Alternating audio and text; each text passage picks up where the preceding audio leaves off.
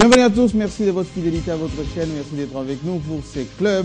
Le club qui est dans le feu de l'action, comme vous le savez, ce week-end. C'est d'abord le bilan d'Adolphe Muzito, 3 ans devant les journalistes et la presse, les invités. Le Premier ministre a adressé un bilan plutôt positif avec beaucoup de chiffres, beaucoup de résultats semble-t-il à son compte. Mais il est remonté un peu plus loin depuis 2001. Alors on va en parler dans ce club avec des grosses pointures qui sont déjà avec nous. Nous allons également parler de Joseph Kabila en province, oui déjà au Kivu, les bastions de certains, mais semble-t-il l'arrivée à Bukavu a été plus qu'électrique parce qu'il y avait énormément de monde de l'aéroport jusqu'au centre-ville. On va parler avec ceux qui sont avec nous et puis où sont passés les avions de Ken Tshisekedi. Et lui-même, où est-ce qu'il est-il passé? Est-il toujours à Durban, en Afrique du Sud, en bonne santé? Est-ce que l'aviation civile avait été saisie? Tout ceci sera commenté par ceux qui sont venus nous rendre visite ici sur ce plateau autour de ce club qui est de plus en plus envié d'ailleurs parce que vous savez la semaine dernière on était avec les demoiselles, enfin les dames. Cette semaine on est un peu entre nous, hein. C'est Harold Badibanga, RTGA, avec Mike Mukebai. Oui, quelqu'un me disait d'ailleurs sur internet que Mike Mukebai est un peu le Jean-François Kahn de la RDC. Je ne sais pas pourquoi, alors il va s'expliquer lui-même. Et puis Clément Zao, RTVS1, la chaîne qui est sur satellite. Tout à l'heure, on sera rejoint également par notre ami des Points Saillants Plus, qui est encore dans les embouteillages de Kinshasa. On le saura tout à l'heure. Alors, messieurs, vous étiez Clément Zao dans ces bilans, ces points. On ne va pas dire sa conférence de presse, parce que c'était un dîner en pleine journée. Dîner-conférence devant un parterre d'invités, des ministres. Alors, qu'est-ce que Adolphe Muzito a pu présenter à l'opinion qui a aussi à la fois suscité beaucoup de débats? Est-ce que ce sont les chiffres pour les salaires que les fonctionnaires vont toucher d'ici 3-4 ans ou c'est par rapport à ce qu'il a réalisé? Alors, je vais commencer par la forme de la rencontre.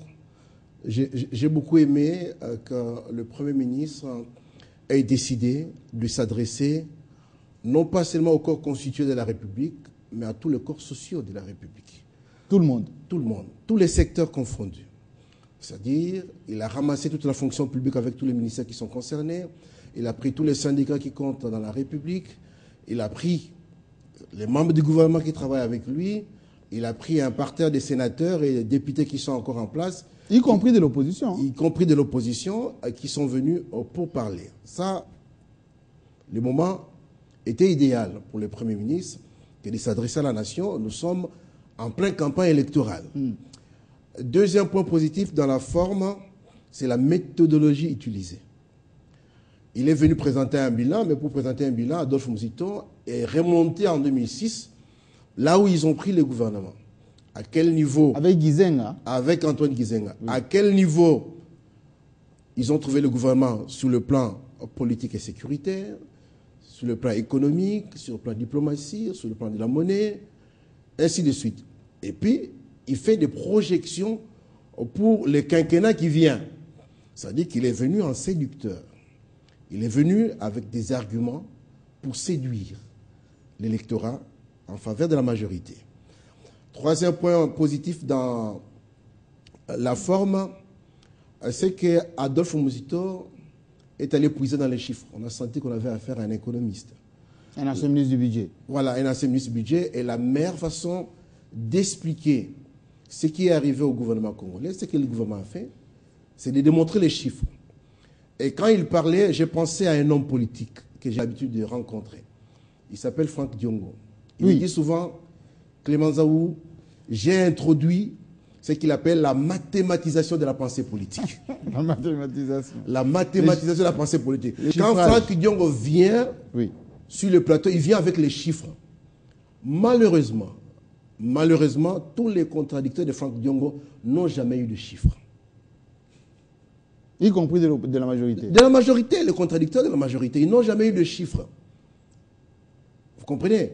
Donc, ce qui fait qu'à chaque fois, quand on terminait l'émission, eh bien, les gens... Mais est-ce que les chiffres de Franck Diongo sont vrais? C'est ça justement, qu'ils soient vrais ou pas. Mais si vous n'avez pas de chiffres contradictoires, contraires, mais qu'est-ce que l'opinion va dire? Peut-être qu'il fait diversion. Alors, l'opinion va dire, voilà. Alors, maintenant, pour revenir au fond, j'ai apprécié la sincérité du Premier ministre. quand tu parles des problèmes trouvés et des solutions apportées, il ne cessait de dire, par exemple, pour ce qui est de la guerre, la situation de la guerre, nonobstant les poches d'insécurité qui existent encore. Oui. C'est dire qu'il est conscient qu'il y a encore quelques poches de résistance, ça et là, qui nécessitent suffisamment de moyens du gouvernement, et les forces armées sont là à pied d'œuvre. Ça, c'est très positif. Et certains n'ont jamais eu l'honnêteté de le dire. Non, la guerre, totalement, non. Il faut dire. Parce que ceux qui sont à côté de vous connaissent la réalité du terrain. Il faut le leur dire. Parce que quand nous suivons Télé 50, avec les écrits qui défilent, vous nous dites, le calme est revenu à Ouvira, après, c'est. C'est dire qu'il y a bruit de bottes quelque part. Il faut le dire.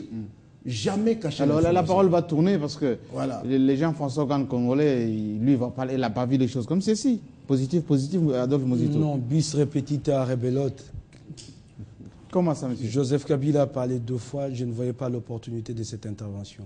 Mais il est quand même chef du gouvernement, monsieur. Mais déjà, ici, c'est un exécutif bicéphale. Quand le chef de l'État a parlé 2 fois, a fait 2 fois des discours bilans, je ne voyais pas l'opportunité. À moins peut-être que le Premier ministre trouve qu'il maîtrise mieux les chiffres. Donc, je n'ai rien trouvé de nouveau par rapport à ce que le chef de l'État a dit. C'était plus technique, plus précis, plus je vais y arriver dans le détail. À Kingakati Oui. et au Palais de la Nation. Oui. Et rien de nouveau sauf une autosatisfaction qui ne cadre pas avec les réalités que les Congolais vivent au jour le jour. Rien de vraiment réel par rapport à ce que nous palpons du doigt au quotidien dans notre vie de chaque jour. Rien de tout cela. Je vais prendre quelques exemples. Aujourd'hui, on parle de la sécurité. Mais on a donné un chèque en blanc à Bosco Tangada. Ça, le Premier ministre ne l'évoque pas. On avait refusé à Laurent Comment un chèque en blanc? Mais je vais donner, j'arrive avec des arguments. Ça, le chef du gouvernement ne l'évoque pas. On avait refusé Nkunda. Je crois que lui demandait, je ne sais pas si je vais vraiment faire les distinguos, nous étions dans un processus de brassage. Et Nkunda revendiquait le mixage. Ça signifie que ces militaires passent dans des centres d'instruction avec les militaires des FARDC, mais ils restent dans leur lieu où ils sont nés, dans leur lieu d'origine. Kabila s'y était opposé. C'était même ça la raison de la guerre. Aujourd'hui, Bosco Ntaganda a signé un accord avec le gouvernement. Ces militaires sont où? Il les garde encore là-bas chez lui. Ça, ce n'est pas une cause d'insécurité. Ça voudrait dire que ces militaires n'obéissent pas. Mais les FARDC contrôlent tous les territoires. Non, vous n'allez pas dire que les chefs MG... Allons-y, Jean-Marie, nous avons refusé Nkunda le mixage. Nous le lui avons refusé. Il est hors de question de faire du mixage. Nous ferons le brassage parce que le MLC, le RCD, tous ces anciens mouvements belligérants avaient accepté le brassage. Je ne sais pas si je mets les termes entre les brassages, mais le plus important, c'est le contenu, la substance. C'est-à-dire la délocalisation des militaires. Nous l'avons refusé à Laurent Nkunda. Et il y a eu un accord, nous nous sommes posés... Mais il y a quand même beaucoup qui sont aujourd'hui au Katanga, dans les centres d'instruction qui vont Mango, un peu partout. Non, Jean-Marie, on a pris des officiers qu'on a nommés à des postes de responsabilité. On parle des hommes, des troupes, c'est une question de principe. Pourquoi aujourd'hui le gouvernement n'est pas en mesure d'exécuter ces dispositions que nous avons refusées en Nkunda? Quand on parle de la sécurité à l'Est, mais il y a cette question de Bosco Ntaganda. Ça, le Premier ministre ne l'évoque pas. Autre point? Autre point. Oui. Mais il y a cette question cruciale. Parce qu'on parle des chiffres. Moi, je vais bien, mais il y a un problème. Quel est le chiffre je vais avancer. Je vais avancer. Que vous n'avalisez pas. Je vais avancer. Les chiffres sont fétichisés.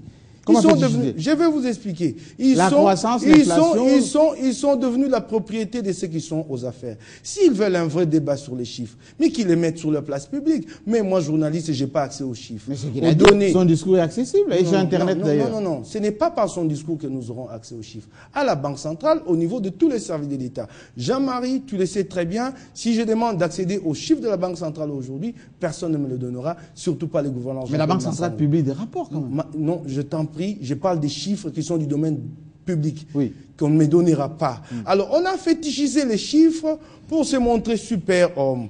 Mettez ces chiffres sur la place publique, mettez-les à la disposition de l'opposition et le vrai débat va commencer.